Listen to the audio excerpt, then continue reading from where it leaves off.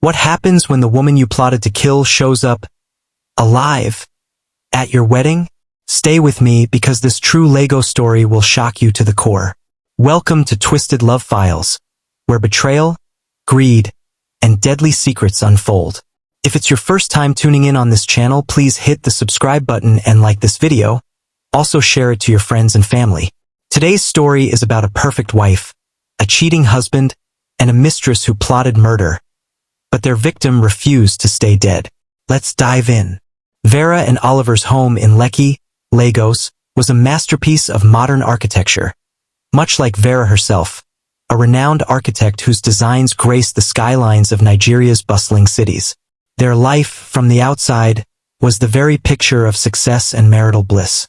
Vera, with her calm demeanor and sharp intellect, managed her thriving practice with grace, often working late into the night, sketching designs that promised to redefine urban spaces. Oliver, a charismatic and ambitious marketing executive, was equally adept at navigating the corporate world, his days filled with high-stakes meetings and networking events. Their love story had begun in university, a whirlwind romance that blossomed into a marriage admired by many. Vera, in her quiet strength, was the anchor, while Oliver, with his charming wit, was the sail always pushing forward. They were the couple everyone looked up to, the epitome of a successful modern Nigerian family. Yet, beneath the polished veneer of their perfect life, subtle cracks had begun to form, widening with each passing day. Vera yearned for a child, a desire that grew more profound with every anniversary. Oliver, however, always seemed to sidestep the topic, his ambition consuming him, his eyes set on a different kind of legacy.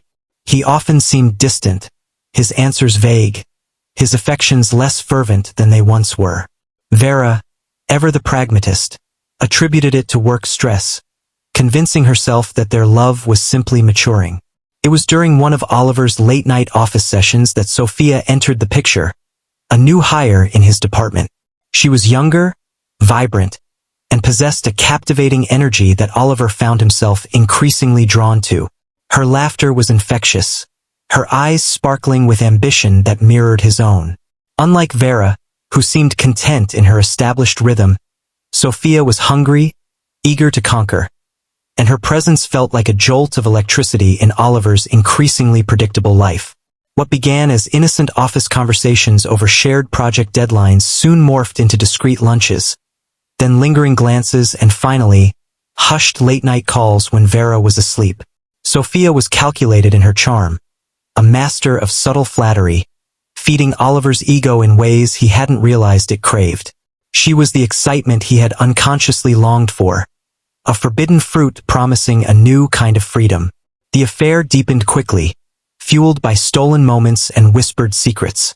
Oliver found himself caught in a web of his own making, torn between the stability of his marriage and the intoxicating thrill Sophia offered. He felt trapped, suffocated by the expectations of his life with Vera, yet guilt gnawed at him whenever he thought of her unwavering devotion. Sophia, however, had no such qualms. She pushed for commitment, her impatience growing with each passing week. "How long will you keep me a secret, Oliver?" she'd whisper, her voice laced with a mixture of allure and subtle threat. "I'm not built to be the other woman forever." Her words ignited a growing urgency in Oliver. He knew she wouldn't wait indefinitely, and the thought of losing her, of returning to the quiet predictability of his life with Vera, filled him with a strange dread. The idea, vague at first, began to insinuate itself into their conversations, a dark seed planted by Sophia and watered by Oliver's growing frustration. What if Vera simply wasn't there? The hypotheticals were chilling at first, then became disturbingly appealing. They spoke in veiled terms. If things were different, if only, until finally, the unspoken became a tangible thought. The motive solidified. Oliver desired not just freedom from his marriage, but also the significant financial leverage Vera held through her company shares and substantial inheritance. For Sophia, it was about securing her future, moving from the shadows to the spotlight, and gaining the social standing that came with being Mrs. Oliver Okoro. The planning phase was meticulous, chilling in its cold detachment. They explored various methods, discarding each for its inherent risks. A staged car accident was too complex to orchestrate without raising immediate suspicion. Poisoning, they quickly realized, left a traceable trail, a silent killer that forensic teams could easily uncover. They needed something that looked like a random act of violence, a tragedy that would garner sympathy rather than suspicion. The perfect opportunity presented itself during Vera's weekly evening walks. She loved to stroll near the Okoyaleki Link Bridge, a beautiful but often sparsely populated area in the evenings, especially on weekdays. The plan: a staged robbery or mugging. Oliver would be with her, ensuring they were in the precise location at the designated time. He would feign resistance, create a distraction, and allow the arranged perpetrators to carry out the deed. Sophia took charge of arranging the muscle. Through a distant, shady relative in Ajagunal, she found two young men, desperate for quick cash, who were willing to do what was necessary without asking too many questions. The payment was substantial, enough to ensure their silence and cooperation. The scenario was rehearsed in their minds. Oliver and Vera would be walking, enjoying the cool evening breeze. Oliver would then receive a fake urgent work call, forcing him to momentarily step aside and appear distracted, giving the thugs their cue. The aim was to make it look like a tragic accident, a random act of urban crime that, sadly, was not uncommon in a bustling city like Lagos. The day came, a Tuesday evening, bathed in the soft glow of a setting sun. Vera, after a particularly draining week at work, suggested their usual walk, hoping to de-stress. Oliver feigned reluctance, citing a busy day, but eventually conceded, subtly steering their route towards the planned isolated spot near the bridge. As they walked, Oliver kept checking his phone, feigning impatience, waiting for the precise moment. Just as they reached the prearranged dark stretch, he pretended to receive an urgent call. "Work emergency. Darling, I need to take this," he muttered, stepping a few paces ahead, phone pressed to his ear, his back subtly turned to Vera. The thugs appeared as if from the shadows, two hulking figures emerging from the bushes. Vera, startled, cried out. Oliver dropped his phone and turned, shouting, putting up a theatrical show of resistance. He grappled with one, allowing himself to be overpowered and pushed to the ground, feigning a daze. The other thug moved swiftly towards Vera. She screamed, clutching her handbag. They snatched it, but not before delivering a brutal, decisive blow to her head, exactly as planned. Vera crumpled to the ground, lifeless. The thugs melted back into the darkness, leaving Oliver amidst the quiet, now terrifying, stillness. He lay there for a moment, then recovered, his shouts for help echoing into the twilight. The police arrived swiftly, sirens wailing, breaking the evening's calm. Oliver, his clothes slightly disheveled, his face streaked with feigned tears, gave his statement, a masterpiece of fabricated grief. He recounted the horrific attack, his voice trembling with what appeared to be genuine sorrow. He described the suddenness of the mugging, his helplessness as his wife was struck down. Sophia, alerted by Oliver's carefully timed phone call, was among the first friends to arrive at the scene, her face a mask of concern, her arm wrapped around the distraught Oliver. Their eyes met over Vera's covered body, a brief, almost imperceptible flicker of understanding passing between them, a silent pact sealed in blood.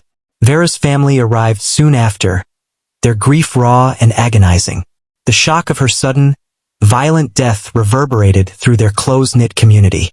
Vera's funeral was a grand, somber affair, attended by hundreds from the city's elite. Oliver played the grieving widower perfectly, his voice cracking as he delivered a eulogy filled with fond memories and tearful declarations of eternal love. He walked with a slight limp, a reminder of his heroic but futile attempt to save her. Sophia was a constant shadow by his side, a picture of supportive friendship, always offering a handkerchief or a comforting whisper. Yet, whispers had already begun to circulate in social circles. People noticed how quickly Oliver seemed to be recovering, how Sophia, a relatively new acquaintance, had become his closest confidant. Such a loyal friend, some remarked, while others, more cynical, exchanged knowing glances, but no one dared to voice their suspicions of foul play. The police investigation yielded nothing. The area had few cameras, and the thugs had vanished without a trace, leaving no forensic evidence. 3 short months passed, and the whispers turned into a scandal. Oliver and Sophia were openly together, attending social events, their hands clasped in defiance of societal expectations. The speed of their relationship, following so closely on Vera's tragic death, was shocking to many. While some condemned them, others, eager to move on, simply accepted the new reality. Oliver, now unburdened by his marriage and significantly wealthier from Vera's life insurance and liquidated assets, felt a surge of liberation. He had sold Vera's shares in her architectural firm, citing financial strain from her sudden demise, and converted some of her prime real estate into liquid cash. Sophia had wasted no time moving into Vera's lavish home, filling it with her vibrant presence, erasing the last vestiges of the former Mrs. Okoro. Sophia, now firmly ensconced in Oliver's life and home, wasted no time in pressuring him for marriage. She yearned for legitimacy, for the title of Mrs. Okoro, for her position to be solidified beyond a doubt. Oliver, riding high on his newfound freedom and wealth, saw no obstacles. He was convinced they had gotten away with it, that their carefully constructed narrative had fooled everyone. The timing felt right, a statement to the world that they were moving on, that their love was destined. He proposed to Sophia with a glittering diamond, and she accepted, her eyes gleaming with triumph. The announcement of their engagement caused a fresh wave of gossip, but Oliver and Sophia were impervious to it. Preparations for a lavish wedding began immediately, a grand affair designed to usher in their new, illicitly gained happiness. The date was set, a date that promised a new beginning, unaware of the shadow that lingered, waiting. The engagement of Oliver Okoro and Sophia Adebayo became the talk of Lagos. While some whispered about the impropriety of it all, so soon after Vera's tragic death, others were simply captivated by the sheer audacity and speed of their romance. Oliver, emboldened by his perceived success and newfound wealth, reveled in the attention. He was convinced that he had orchestrated the perfect crime, that he was untouchable. Sophia, too, blossomed under the spotlight, relishing her transformation from the other woman to the soon-to-be Mrs. Okoro, a position she had coveted for months. Her Instagram feed was filled with dazzling rings, exotic pre-wedding photo shoots, and gushing captions about true love conquering all. The wedding preparations were nothing short of extravagant. Oliver spared no expense, seeing it as a grand declaration of his triumph. The Eco Hotel and Suites ballroom was booked, a venue fit for royalty, adorned with imported flowers, crystal chandeliers, and a stage designed for a live band that had flown in from Ghana.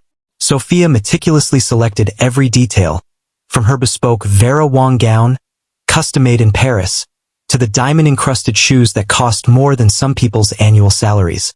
The guest list read like a who's who of Lagos society. Influential politicians, captains of industry, celebrities, and a host of well-meaning but ultimately gossiping relatives.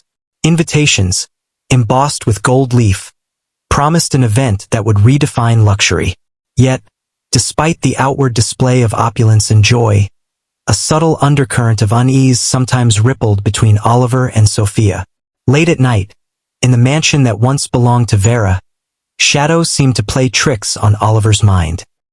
He would sometimes wake with a start, convinced he heard Vera's soft laughter echoing from the empty corridors, or catch a glimpse of her silhouette in the dim light.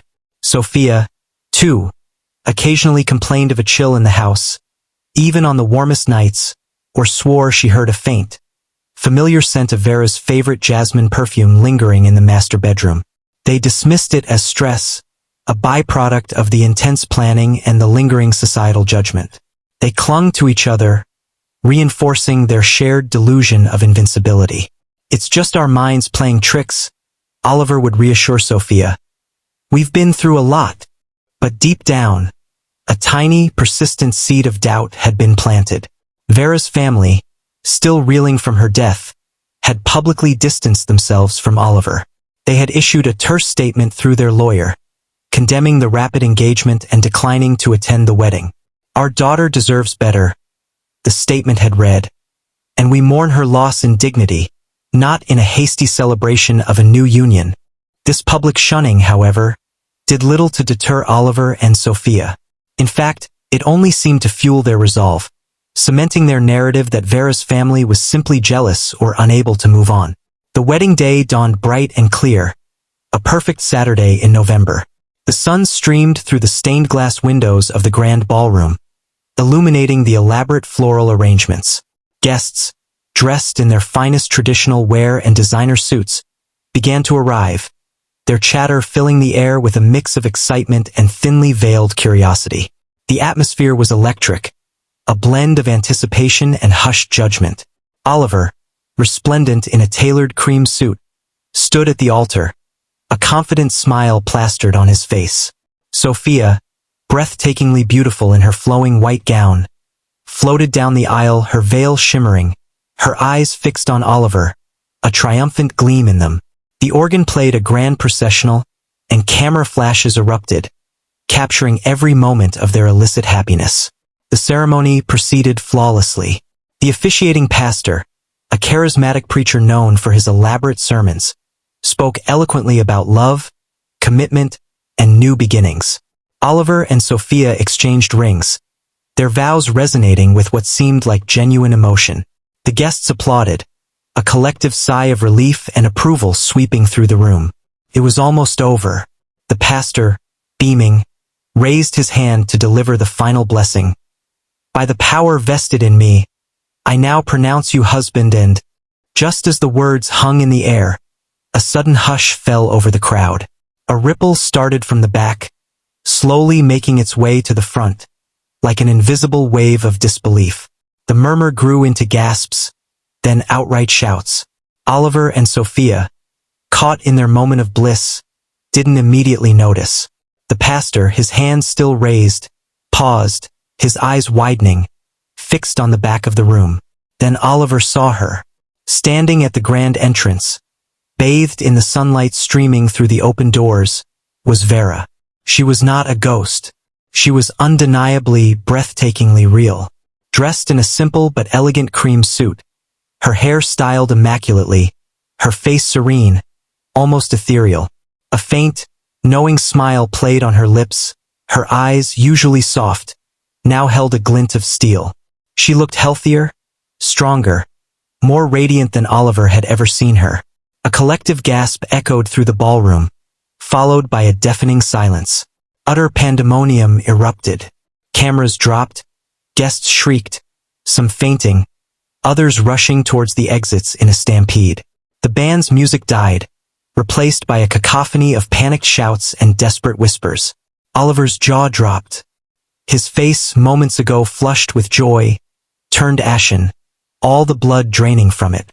Sophia let out a guttural scream, a sound of pure terror and disbelief. Her perfectly made-up face contorted, her eyes wide with horror, as if she had seen a phantom from the deepest pits of hell. The veil slipped from her head, falling around her like a shroud. Vera simply walked forward, slowly, deliberately, her gaze fixed on Oliver and Sophia. Every step she took seemed to echo in the shocked silence that momentarily fell before the chaos resumed. The security guards, initially stunned, finally moved, but hesitated, unsure of what they were witnessing. Oliver. Vera's voice, calm and clear, cut through the noise, amplified by the sudden quiet of the mic the pastor had dropped. "You look surprised. Did you really think I wouldn't show up to your wedding?" The revelation of Vera's survival shattered the carefully constructed world of Oliver and Sophia. As the initial chaos subsided, replaced by a stunned, disbelieving quiet, Vera began to recount her story, her voice steady, filled with a quiet strength that belied the ordeal she had endured. "The night of the attack," she began, her eyes piercing Oliver. "I knew something was wrong." Oliver's urgent call, his hurried steps, the way he turned his back on me so conveniently. It felt staged. She paused, letting the implication hang in the air. "When those men appeared, I saw the second one lift his hand, and I instinctively ducked, just enough to soften the blow. It was still hard, but not fatal. I lost consciousness, but only for a few minutes. She revealed that she had woken up to the sounds of sirens, but rather than stir, she had remained still, playing dead. I heard Oliver's performance, she continued, a bitter edge to her voice. His grief, his heroic attempts to save me. It was sickening. And then I heard Sophia's voice, her concern. That's when I knew. They were in this together. A team of paramedics arrived, and as they prepared to move her, Vera, barely conscious, whispered something to one of them. It was a plea, a single, desperate request. Her older brother, John, was a high-ranking police officer, though he worked in a different state. She had whispered his name, and a brief, coded message only he would understand. Tell John. It's a setup. Fake my death. I need to expose them. The paramedic, a kind-faced woman who recognized Vera from news features about her architectural work, saw the terror and resolve in her eyes. Against protocol, driven by a gut feeling, she made a quiet call, not to the station, but directly to John, explaining the strange circumstances and Vera's desperate plea. John, a man of integrity and sharp instincts, arrived in Lagos within hours. He immediately recognized the holes in Oliver's story, the unusual lack of a struggle for a mugging, and the too convenient absence of evidence. Working discreetly with a trusted few colleagues, he had orchestrated Vera's death. A body from the morgue, a victim of an unrelated accident, was used as a decoy, its face disfigured enough to make identification by family members difficult without a full forensic analysis, which was conveniently rushed through. The official report, influenced by John, stated that Vera's injuries were consistent with a severe blunt force trauma to the head, leading to immediate death, and that her body had been released for burial. Vera, meanwhile, had been secretly whisked away to a private, secure hospital in a remote part of Ogun State. There, under a false name, she slowly recovered, her injuries more severe than she let on, but her resolve stronger than ever. I spent months planning this, Vera stated, her gaze sweeping across the stunned faces in the ballroom. I watched them. I saw Oliver sell my company shares, liquidate my assets, squander my inheritance. I saw Sophia move into my home, wear my clothes, openly flaunt her victory. The two thugs Sophia had hired were tracked down by John's team. They were initially reluctant to talk, but under pressure, and offered immunity for their testimony against Oliver and Sophia, they confessed everything. Their detailed accounts corroborated Vera's story, painting a damning picture of premeditated murder. The money paid to them by Sophia was traced, and their bank accounts provided irrefutable proof. As Vera finished speaking, the grandeur of the wedding hall dissolved into a scene of utter disgrace. The police, who had been discreetly waiting outside, now moved in. They were led by John, who stood beside his sister, his face grim. Oliver, frozen in horror, made a pathetic attempt to flee, but he was quickly apprehended by two officers. Sophia, her body trembling uncontrollably, burst into hysterical sobs, collapsing onto the floor in a heap of white lace and shattered dreams. Oliver Okoro, one of the officers stated, his voice resonating through the silent room, "You are under arrest for the attempted murder of Vera Okoro and conspiracy to commit murder. Anything you say can and will be used against you." Another officer read Sophia her rights, pulling her, still sobbing, to her feet. The entire event was being filmed by news crews who had been tipped off, turning what was meant to be a joyous occasion into a public spectacle of betrayal and justice. The subsequent trial was sensational, dominating headlines across Nigeria for months. Oliver and Sophia, facing overwhelming evidence from Vera's testimony, the thugs' confessions and financial records, were found guilty. Oliver received a life sentence for attempted murder and conspiracy, while Sophia, deemed the instigator, received a slightly shorter but still lengthy sentence. The public was outraged, shocked by the audacity and cruelty of their actions. Vera, the woman who had literally returned from the dead, became a symbol of resilience.